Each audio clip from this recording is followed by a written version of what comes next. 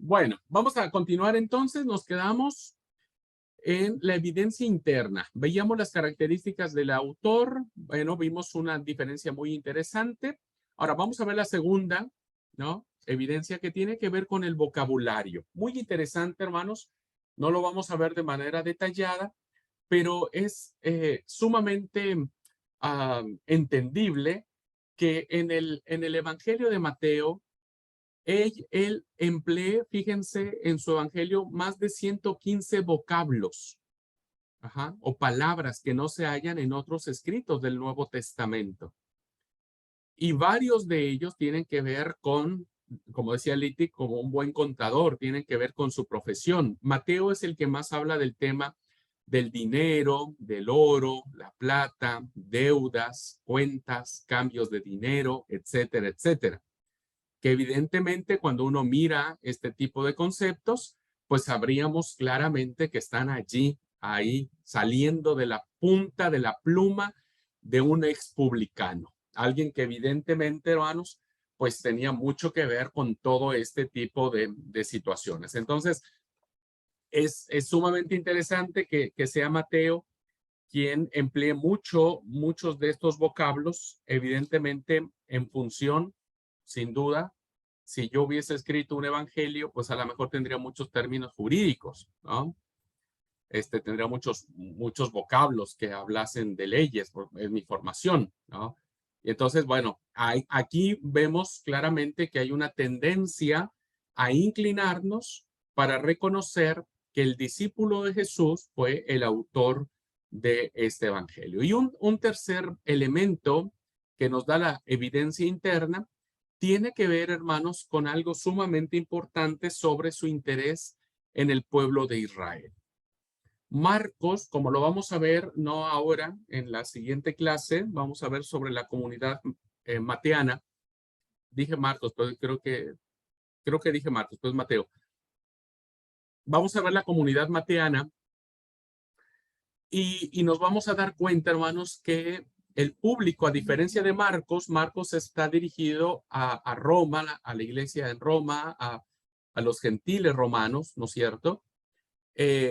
Mateo va a estar dirigido a su auditorio será un auditorio judeocristiano, judeocristiano. Y va a ser muy importante porque vean ustedes que Mateo va a recopilar muchos de los discursos de condenación que el Señor Jesús va a dirigir contra dos principales figuras del judaísmo, ¿no? Los fariseos y los escribas. Los fariseos eran los intérpretes de la ley, los escribas eran quienes transmitían la ley, quienes copiaban la ley, ¿no? Evidentemente eso les daba a ellos un soporte informativo brutal, o sea, eran gente sumamente ilustrada. Los fariseos, un fariseo como tal, hermanos, tenía que empezar desde pequeñito a dar muestra de su habilidad, del conocimiento de la Torá, ¿no es cierto? Del conocimiento de los profetas, etcétera, de todas las tradiciones que los judíos vinieron arrastrando.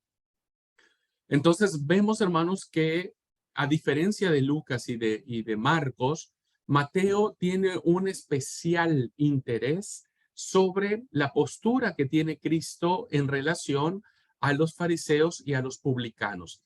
El ejemplo más claro, hermanos, lo tenemos en el fuerte discurso de condenación del capítulo 23. Si ustedes se dan cuenta,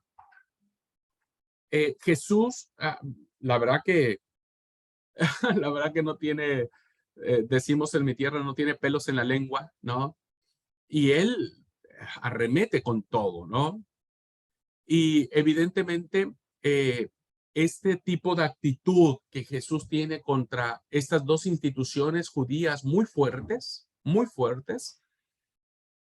pues básicamente quienes estaban inmersos en el conocimiento de las tradiciones judías, pues les retumbaba los oídos. El mensaje era para ellos, claramente era dirigido para ellos, para el pueblo de Israel.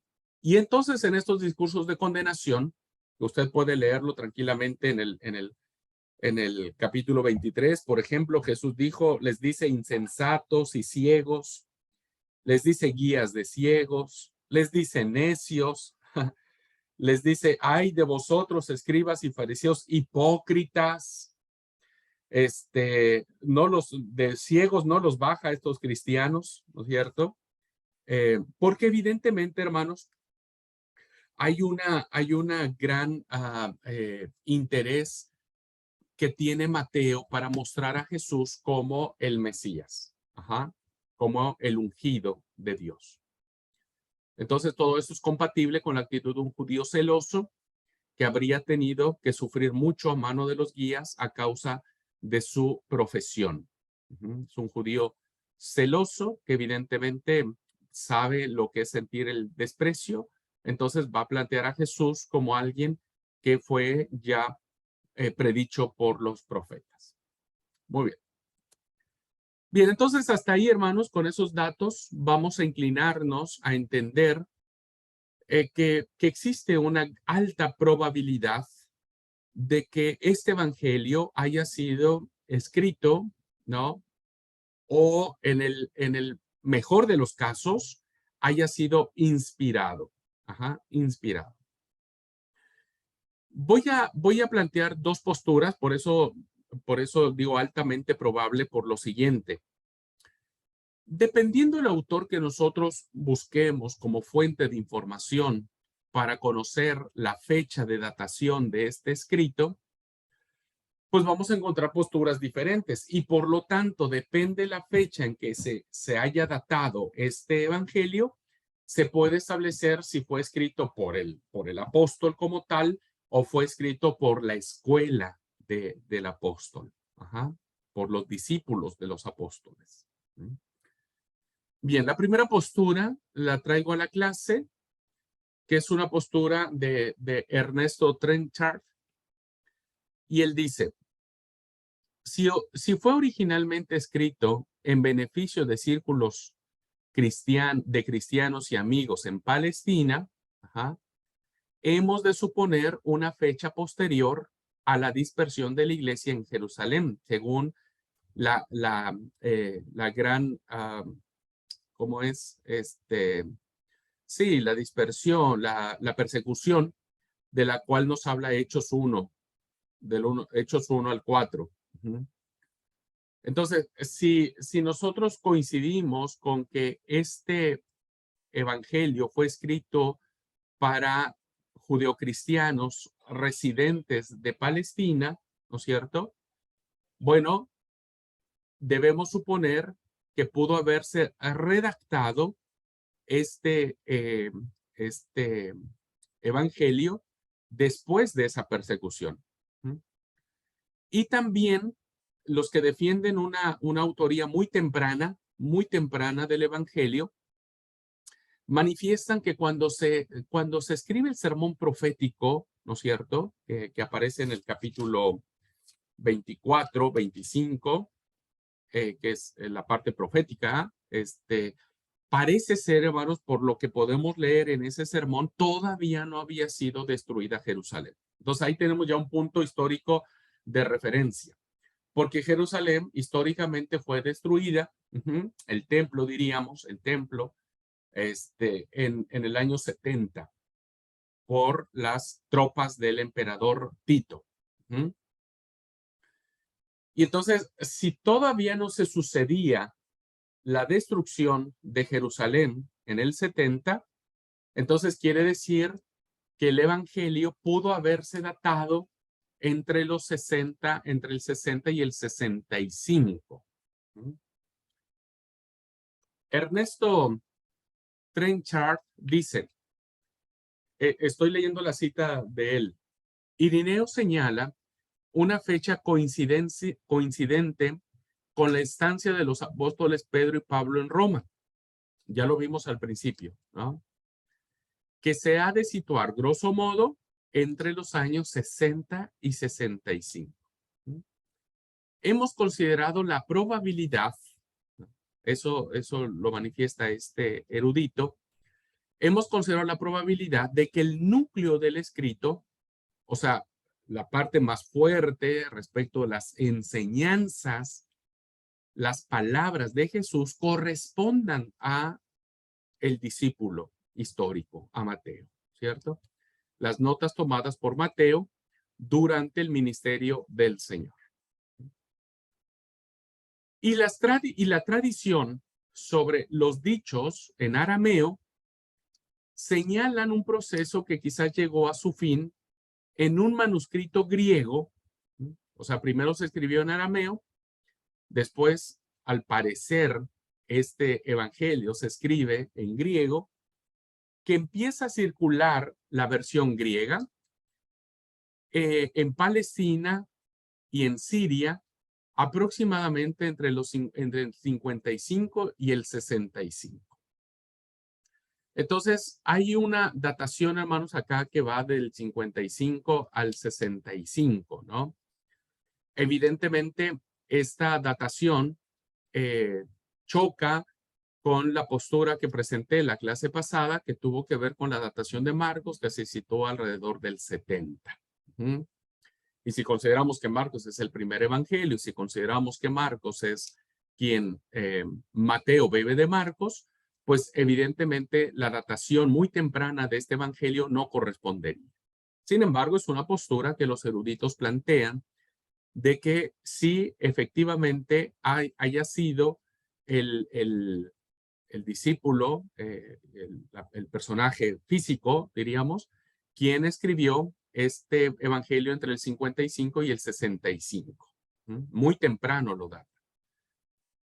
Y según este autor, Mateo habrá escrito su libro o en la misma Palestina, ¿no? Porque tiene un sabor profundamente judío, o en los grandes centros de actividades judías de habla griega, que pudo haber sido en Siria, en Cesarea o en Antioquía. No se sabe el lugar donde pudo haberse escrito, pero evidentemente fue escrito en un ambiente judío, ya sea en la misma Palestina o ya sea en Siria, Cesarea o Antioquía, pero dentro de los núcleos judíos. Núcleos judíos. Bien, esta es la postura entonces, si concediéramos la opción a Trenchard de decirnos que el evangelio se escribió para esas fechas, bueno, diríamos que este evangelio, estamos ante la presencia de un evangelio muy, muy temprano y que fue escrito por el apóstol del Señor. Sin embargo, hay otra postura entre los eruditos, ¿no? Y esta la va a plantear a Radermakers. Y él plantea lo siguiente, hermano. Dice, el libro en griego, ¿no? Él ya plantea como que el libro del cual tenemos nosotros las traducciones, el libro en griego, tal y como se ha transmitido en la iglesia, donde se estableció el canon, ¿no? Parece datar a finales del siglo I de nuestra era. Y este grupo de eruditos plantean o colocan la obra mateana entre los años 80 y 90. Evidentemente, ellos miran, ¿no? Estos eruditos que sí hay un sabor ya en el ¿cómo se llama? En el sermón profético de Mateo, ya hay un sabor de que Jerusalén ha sido destruida.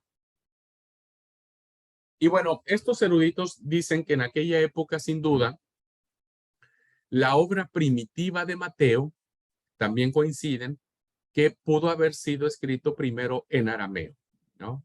O en hebreo, que fue la lengua que hablaron Jesús y sus discípulos.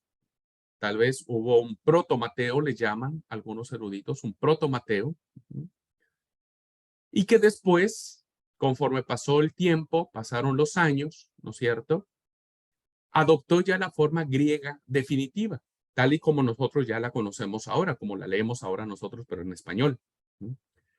Y que este trabajo ya definitivo, los redactores finales, fue una escuela mateana. Es decir, que se debió al trabajo de los herederos espirituales del apóstol,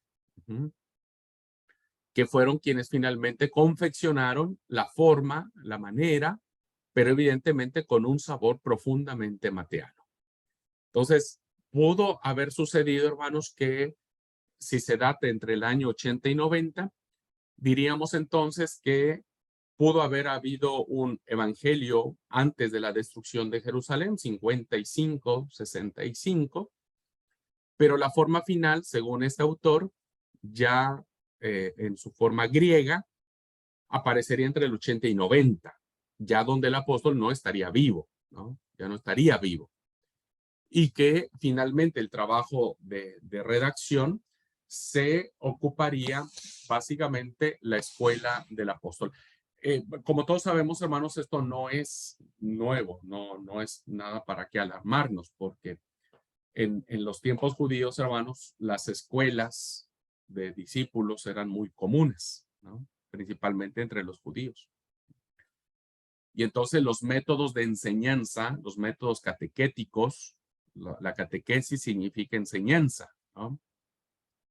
Sé que es un término también que solamente pensaríamos que es un término católico, pero es un término griego que significa enseñanza, ¿no?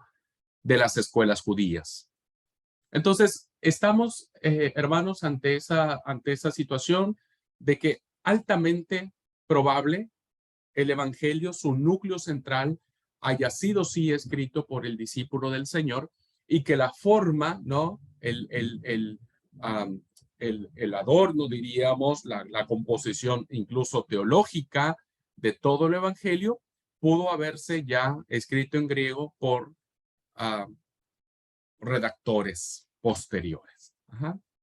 Cualquiera que sea el caso, ¿no? Estamos hablando de cuestiones académicas, esto evidentemente es un seminario, hermanos, entonces tenemos que entrar en este tipo de detalles, pues para conocer, es academia, ¿no?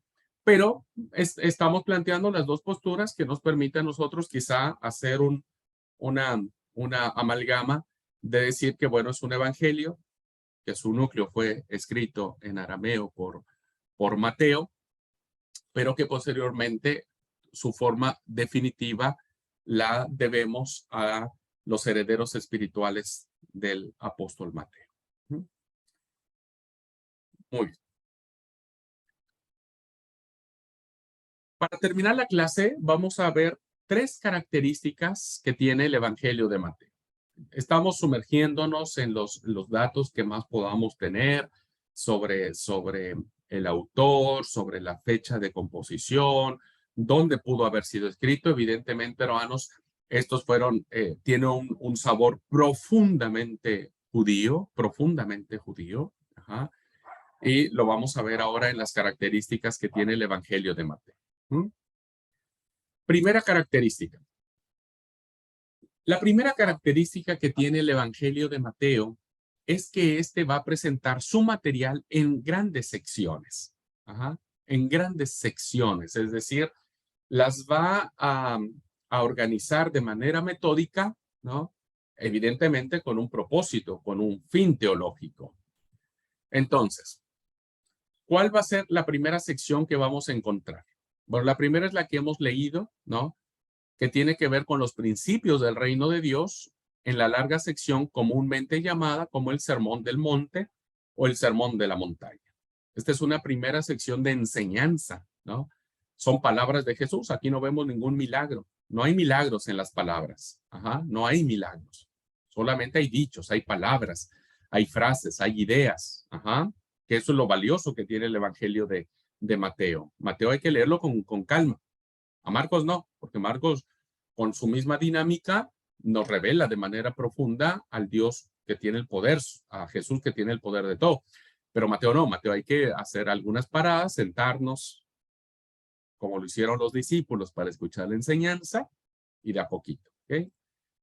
La segunda sección que vamos a encontrar a lo largo del Evangelio es que después de esto vamos a encontrar las obras del poder del Señor, porque aunque si bien es cierto, tiene enseñanza, pues también tiene poder, ¿no? Los milagros, si bien es cierto, no son tan grandes como, como los de Marcos, pero claro que evidentemente Mateo tiene que presentar a un Señor que tiene poder, que obra milagros, ¿no?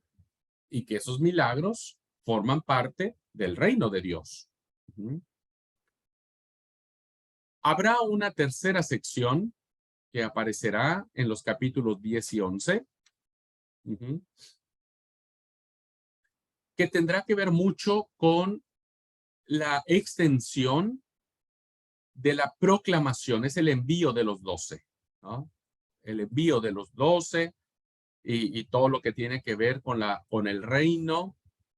Y sobre todo, hermanos, que va a haber diversas reacciones de las personas ante la postura o ante el mensaje del rey. Esto va a ser muy interesante. Lo miraremos en el versículo, en los capítulos 10 y 11, es decir, será una sección donde vamos a encontrar a un Jesús que les va a decir, bueno, ustedes tienen que ir a predicar de esta manera, pero habrá personas, primero, que los entregarán a los concilios y en las sinagogas los azotarán. Habrá gobernadores, los llevarán ante los gobernadores y reyes. También dice que quienes reciban el evangelio van a sentir miedo, ¿no? Y Jesús les dirá, no temáis a los que matan al cuerpo, mas el alma no pueden matar. Temed más bien a aquel que puede destruir el alma y el cuerpo en el infierno. Una reacción. Otra reacción que va a haber, las personas van a tener ante el anuncio del reino será, no penséis que he venido a traer paz a la tierra, no he venido a traer paz, sino espada. He venido a poner en disensión al hombre contra su padre, a la hija contra la madre, etcétera, etcétera. Bueno, en fin, vamos a tener en esta sección una gran proclama del reino. Tendremos en el capítulo 11 la proclama de Juan el Bautista, y demás. Al final de esta sección del capítulo 11 de Mateo, vamos a encontrar esta hermosa frase que todos sabemos de memoria. Venid a mí todos los que estéis trabajados y cargados, que yo os haré descansar. Llevad mi yugo sobre vosotros y aprended de mí, que soy manso y humilde de corazón, y hallaréis descanso para vuestras almas, porque mi yugo es fácil y ligera mi carga. Con eso cierra esta sección de decir, bueno, ustedes van a tener un montón de persecución, van a tener un montón de cosas, ¿no es cierto? Pero en mí pueden descansar. La cuarta sección, hermanos, la vamos a encontrar hasta el momento de la crisis o de la confesión cristológica que se da en tierra pagana, en Cesarea de Filipos. Los distintos aspectos de la persona, la obra y la enseñanza del Mesías Rey se presentan en series bien ordenadas hasta llegar hasta del capítulo 12, hasta el capítulo 16, versículo 13. Bien, ahí vamos a encontrar una serie de aspectos sobre la persona de Jesús, su obra, su enseñanza como Rey Mesías, hasta situarnos en la confesión cristológica de capítulo 16, versículos del 13 al 20. Hasta ahí, queridos hermanos, encontramos esta cuarta sección de lo que Mateo nos está presentando. Tenemos una quinta que viene ya en preparación hacia la cruz. Vamos ya a partir del capítulo 16, versículo 21. Repito otra vez, a partir del capítulo 16, porque hasta el 20 fue la confesión cristológica que se da en Cesarea de Filipos. Yo voy a tratar este pasaje al final de la clase, voy a tratar esta parte. Y a partir del versículo 21 del capítulo 16, empieza la sección de la muerte, de la crucifixión. si ustedes son muy atentos, el versículo 21, cuando se abre el segundo gran movimiento del libro de Mateo, dice, desde entonces, así inicia esta segunda parte, desde entonces comenzó Jesús a declarar a sus discípulos que le era necesario ir a Jerusalén y padecer mucho de los ancianos, de los principales sacerdotes, de los escribas, y aquí aparece por primera vez, hermanos, ya la sección que tiene que ver con la cruz, y de ser muerto. Y también se prepara para la resurrección y resucitar al tercer día. El versículo 21, entonces, es la clave hermenéutica para entender que desde ahí, desde el 16:21 hasta el 26, ¿no es cierto? Empieza a ver todo lo que es las objeciones, eh, la entrada a Jerusalén, etcétera. Disputas que va a tener contra los principales del templo, etcétera. Y entonces estas 5 grandes secciones, hermanos, la va a cerrar el Evangelio de Mateo, evidentemente con lo que planteamos en Marcos, ¿no? Recuerden, todos los evangelistas, el núcleo central del Evangelio se encuentra en la cruz y en la tumba vacía. No lo olviden, eso es muy importante. El núcleo central de la proclamación de los evangelios es la cruz o la muerte de Jesús y su resurrección, evidentemente en el símbolo de la tumba vacía. Entonces la consumación, desde luego, es la obra de la cruz y el triunfo de la resurrección que hace posible las bendiciones universales que se encuentran en lo que todos hemos conocido como la Gran Comisión. ¿Con qué termina el Evangelio de Mateo? Esto es sumamente interesante, hermanos. Enseñándole que guarden todas las cosas que yo os he mandado. Y aquí que estoy con vosotros todos los días hasta el fin del mundo.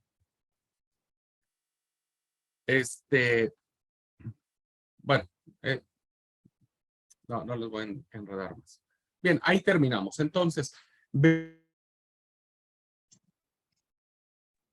terminó la clase, hermanos.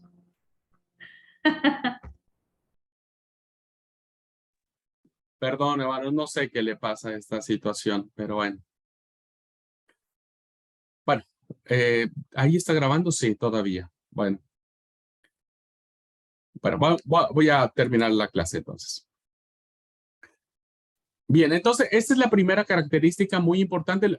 Quédense re tranquilos que lo voy a desarrollar mucho más en otra clase, porque pues, les quiero presentar o les quiero decir cómo el Evangelio de Mateo tiene la misma estructura que la Torá. Ajá, pero eso lo voy a presentar en otra clase.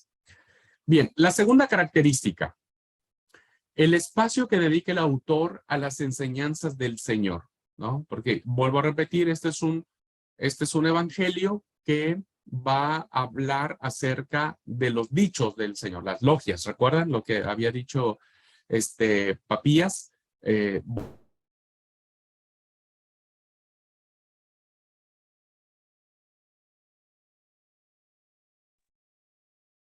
Bueno, ahí volví otra vez. Ahora puse mis datos ahora. Dios mío, este es de terror. Bueno, voy. Ya dicen que iba, pero la siguiente característica dijimos, ¿no? Tiene que ver con el espacio que le dedica el autor a las enseñanzas del Señor. Marcos, como dijimos en la última clase, se va a especializar, entre dos grandes comillas, en las obras del Señor y va a presentarlo como el siervo de Yahvé, ¿no? Haciendo una clara alusión a la profecía de Isaías. Sin en cambio, Mateo va a abreviar algunos milagros y se va a extender muchísimo en sus enseñanzas. Enseñanzas que en Marcos apenas si se tocan, diríamos, de refilón, y Mateo las va a explicar mucho más abundantemente. Por lo tanto, el ministerio oral que aquí hallamos incluye muchas parábolas Y algo interesante, hermanos, es que las parábolas, las enseñanzas del Señor Jesús van a ir alrededor de un tema. Y el tema será el reino de Dios. El reino de Dios. Muy importante. Recuerden, hermanos, que el reino en la mentalidad judía era muy importante, ¿no? Era muy importante. Entonces, los grandes discursos del reino que encontramos nosotros en el Evangelio de Mateo, son los siguientes. Ustedes después los pueden revisar en casa, tranquilo. Bueno, tenemos el discurso del reino de los principios y normas que vimos en el primer sermón de la montaña, que habla acerca sobre el reino de Dios. Las instrucciones que Jesús les da a los 12 en relación con la misión que ellos tienen que realizar, de acuerdo al capítulo 12. Tenemos las famosas parábolas del reino, muy profundas, muy interesantes, hermanos, en el capítulo 13. Vamos a encontrar la parábola del sembrador, ¿no? Trigo y la cizaña, la mostaza, el pan sin levaduras, el tesoro escondido, la perla de gran precio, la red, los tesoros nuevos y viejos, etcétera. Será parábolas que van a ir siempre en alusión o en función al reino de Dios. El siguiente grande discurso que vamos a encontrar en Mateo en función del reino, lo encontraremos en el capítulo 18, que tiene que ver sobre las enseñanzas de la humildad y del perdón. El capítulo 18, versículo 1, abre con esta frase que dice: en aquel tiempo los discípulos vinieron a Jesús diciendo, ¿quién es el mayor en el reino de los cielos? Las 7 parábolas, dice el Liti. Sí, la verdad que no las conté, pero es el capítulo que más resume las parábolas. Bueno, entonces el capítulo 18 tenemos todas estas enseñanzas. Tenemos la enseñanza del niño que se pone en medio, la oveja perdida, cómo debemos perdonar a nuestros hermanos, los dos deudores. Eso va en función siempre del reino. Y finalmente tenemos el quinto discurso que está en el capítulo 23, como hemos hablado, acerca de la denuncia que hace Jesús sobre los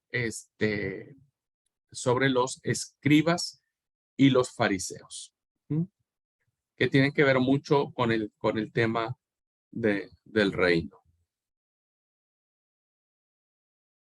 Entonces, vemos aquí, estoy leyendo el capítulo 23, versículo 13, dice, mas hay de vosotros, escribas y fariseos hipócritas, porque cerráis el reino de los cielos delante de los hombres, pues ni entráis vosotros, ni dejáis entrar a los que están entrando, que tiene que ver con el tema del reino de los cielos.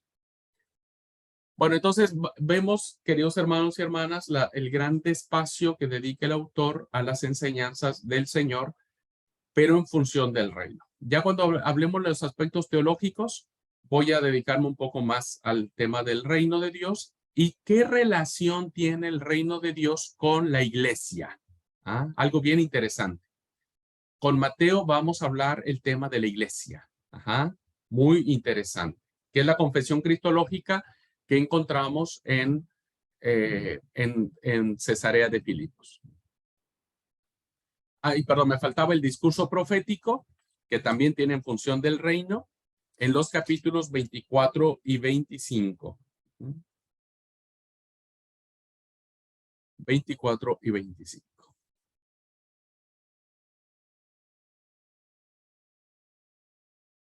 Bueno, ya estaré tocando esto en los aspectos teológicos. Ahora solamente informativo de cómo está estructurado una de las características que tiene el Evangelio. Y finalmente, la tercera característica, para cerrar la clase, son las abundantes citas que tiene sobre el Antiguo Testamento. Y sobre esto voy a decir un comentario que creo que le debía a Liti, la respuesta del por qué Mateo está en el primer lugar en el canon bíblico. Sí, entenderíamos que se escribió después. Además de los 40 textos citados, fíjense hermanos, 40 textos citados para probar que Jesús de Nazaret es el Mesías profetizado, Mateo cita 40 textos del Antiguo Testamento. Pero también Mateo hace muchas referencias y alusiones al Antiguo Testamento sacadas de 25 de los 39 libros del canon antiguo. Y en todo su evangelio, hermanos, encontramos alrededor de 130 citas directas e indirectas que Mateo plantea sobre Jesús, porque Mateo, hermanos, tiene todo el interés y toda la intención de presentar a Jesús a los judíos como el Mesías, ¿no? Como el Hijo de Dios, Jesús el Cristo. Por eso esto no lo vemos en Marcos, no lo vemos en Lucas. Y solamente un auditorio que conocía las Biblia hebrea y la Biblia alejandrina, pues entonces sabían de qué se trataba. Porque Mateo, hermanos, va a usar, no vamos a entrar en discusión en esto, pero los apóstoles pueden usar las dos Biblias que corrían en ese tiempo, ¿no es cierto? La Biblia hebrea, que utilizaban los judíos en la sinagoga para su lectura, o el canon alejandrino, que era ya, acuérdense, para esas fechas ya la Biblia griega era ampliamente difundida y ampliamente aceptada, y que era releída por los judíos que hablaban en griego. Sea que Mateo haya usado el canon de Palestina o el canon alejandrino, en todo el Evangelio de Mateo, hermanos y hermanas, se respira el Antiguo Testamento en este Evangelio. Hagan de cuenta que Mateo lo que hizo de manera magistral es resumir todo el Antiguo Testamento y lo plasmó en su Evangelio para dar la certeza de que Jesús es el Cristo, el Hijo de Dios. Y entonces vamos a encontrar en este tenor, hermanos, de cómo hay una abundantísima referencia y mucho sabor del Antiguo Testamento en este Evangelio, porque muy a menudo Mateo, de manera magistral, va a introducir sus citas a través de fórmulas como la que aparece en el capítulo 1, versículo 22. Mateo, por lo regular, va a citar el Antiguo Testamento y lo va a hacer en función, pues, de que sus oyentes sepan de que lo que leyeron en la Torá, los profetas y en los escritos, son los salmos, se referían a Jesús. Entonces, él dice, por ejemplo, en Mateo 1:22, todo esto aconteció para que se cumpliese lo que fue dicho por el Señor, por el profeta fulano de tal. Entonces hay una gran conexión. Todo esto aconteció para que se cumpliese lo que fue dicho por el Señor, por el profeta, porque esa es su intención. Y entonces, ¿a qué conclusión llegamos? El propósito de Dios, la revelación profética y el cumplimiento se relacionan tan estrechamente en el pensamiento de Mateo que la profecía se presenta como la causa que produce el acontecimiento. La profecía es la causa, ¿no?, de lo que acontece. ¿Qué acontece? Cristo. Lo que fue dicho a los antiguos, lo que fue dicho por medio de los profetas, ahora se da testimonio en el acontecimiento de la persona de Jesucristo. Entonces, ¿por qué el Evangelio de Mateo se ha colocado en el primer lugar de la lista de los libros canónicos? Porque Mateo se constituye como el puente teológico entre el Antiguo Testamento y el Nuevo Testamento. ¿Me doy a entender, hermanos? Por eso Mateo se presenta como ese enlace, ¿no?, como esa continuidad de lo que se leyó en el Antiguo Testamento. Quienes vienen leyendo el Antiguo Testamento, y entran con Mateo, les hace sentido ahora, ¿no? Les hace sentido que todo lo que leyeron a través de los profetas, de los salmos, de la Torá, ahora se cumple en la persona de Jesucristo. Por eso es que el primer gran discurso de Jesús viene en función del Éxodo. Viene en función del Éxodo. Por eso, para entender al Mesías que presenta Mateo, debemos estar en conexión con lo que nos plantea el Antiguo Testamento. Por eso Mateo está en el primer lugar del canon, no porque haya sido escrito primero, sino porque constituye el puente teológico para entonces ahora entender claramente a Jesús como el Mesías.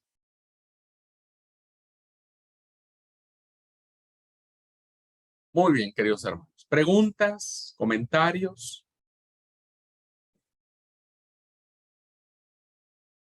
Hasta aquí vamos bien, vamos entendiendo un poco, profundizándonos. Mateo, cualquier libro de la Biblia, hermanos, tiene su profundidad. Nadie puede caer en el error de menospreciar y decir, bueno, es cualquier cosa. No, no, no, no. Todo tiene una profundidad y bueno, es nuestro deber adentrarnos a ella. Muy bien. ¿Preguntas, hermanos, hermanas? ¿Quedó claro? ¿Alguna duda? ¿Algo que no haya quedado claro?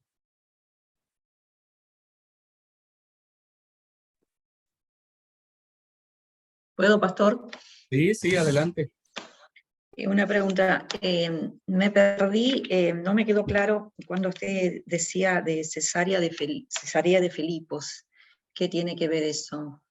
Cesarea de Filipos, Liti, es el lugar donde se va a dar la confesión cristológica. Es el lugar donde Pedro va a confesar que Jesucristo es el Hijo de Dios, ¿no?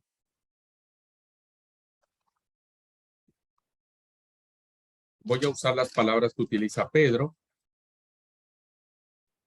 Dice, tú eres el Cristo. Esa es la confesión, el Cristo. Ya hablar del Cristo era el Mesías, ¿no? El ungido de Yahvé. Y es en tierra pagana, en tierra gentil. Yo voy a explicar este pasaje. Me gustaría hacer un exégesis de este pasaje, del pasaje del capítulo 16, del versículo 13 al 20. Yo después de que termine la clase de Mateo voy a usar este pasaje. Pero es allí, Leti, en ese lugar donde se da la confesión cristológica. Por eso es importante. Cesarea. Eso viene en el curso de discipulado que se está dando para los alumnos en los 2 medio años. No sé. De cuando hablas de quién es tu Bernabé, dónde está tu Samaria, tu Judea, todo No, eso, ¿no? no. El pasaje de la confesión cristológica. Ajá, no, por eso decía yo. No. Eso no viene en ese curso. No viene en ese curso. No. Y para mí es interesante, hermanos, que les explique este pasaje, porque en este pasaje aparece por primera vez la mención iglesia. Tú eres Pedro y sobre esta piedra edificaré mi iglesia. Vamos a ver un poco el dogma romano, donde establecen que el Papa es Pedro porque la roca, etcétera, etcétera. Bueno, vamos a explicar un poquitito, ¿eh? No crean que es tan fácil el tema, pero vamos a tratar de explicar. Pero como yo no me quiero sentirme solo en esto de estar haciendo exégesis del tema, les voy a dejar una tarea a todos, a los presentes y a los ausentes. Van a hacer una investigación sobre, perdón, sobre el relato que aparece en el capítulo 27.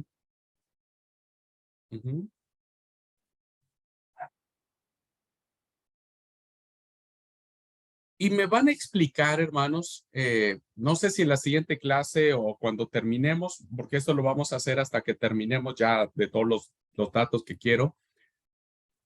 Yo quiero que ustedes investiguen, hagan un exégesis, busquen comentarios, vean Biblias, etcétera, etcétera. Quiero que me expliquen qué significa, qué quiso decirnos Mateo en el versículo, del versículo 50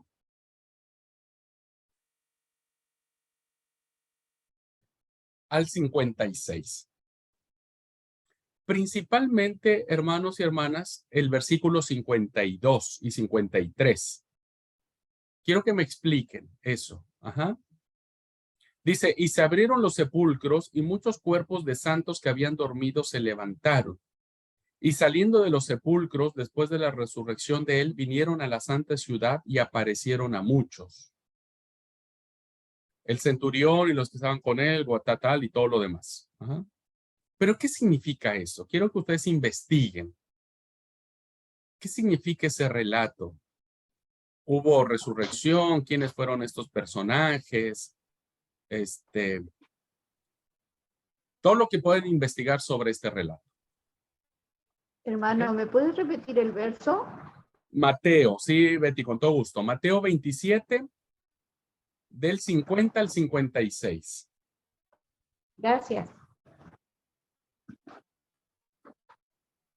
Acá está lloviendo mucho, por eso no llegué a escuchar. No se Gracias, preocupe, hermano. Betty, no se preocupe. Bueno, Buenísimo. muchas gracias.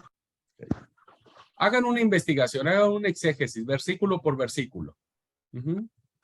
Y veamos qué conclusiones llegamos cuando Mateo, ¿qué nos quiso decir esto? ¿Fue real? ¿Es teológico? ¿Es simbólico? ¿Es literal? No sé, lo que ustedes investiguen sobre el tema. También los que están mirando la clase grabada, hagan ese trabajo, envíenme sus conclusiones y lo charlamos. ¿Ok? Entonces, para la próxima semana. Yo creo que jueves también estaríamos abordando estos temas, porque el martes todavía tengo más información que hablar sobre Mateo. ¿Queda clara la encomienda, hermanos? ¿La consigna, perdón? Sí, sí. Usted va a subir ahora las diapositivas también, así las podemos revisar. Las de recién. Las diapositivas sí voy a subir, sí, voy a subir. Ok, gracias. Entonces, busquen, hermanos, investiguen. San Google les puede ayudar si que ustedes quieren. O algún comentario bueno que ustedes tengan, buenísimo. Es que esa era mi pregunta que yo quería hacer, porque tenía mucha duda sobre esos textos. Le gané la mano. Gracias a Dios, Ya. le gané la mano. Yo veo que me ganó la mano. Así es De que nada. a partir de ahora, ustedes van a tener de vez en cuando algún trabajo para que hagan la investigación. ¿Ok? Vamos a investigar ahora cada uno de ustedes estos textos que a simple vista, bueno, decimos, ¿y qué onda? ¿Qué fue? ¿Por qué? ¿Qué significa esto? ¿No? ¿Ok? Bueno, pues hermanos, muchas gracias. Gracias por su atención. Que Dios los bendiga. Nos vemos la próxima semana. Feliz fin de semana para todos. Disfruten el sábado, sea glorioso, bendecido, delicia de Jehová, como dice el profeta, ¿no? Delicia de Jehová. Que Dios los bendiga mucho. Buena tarde para todos.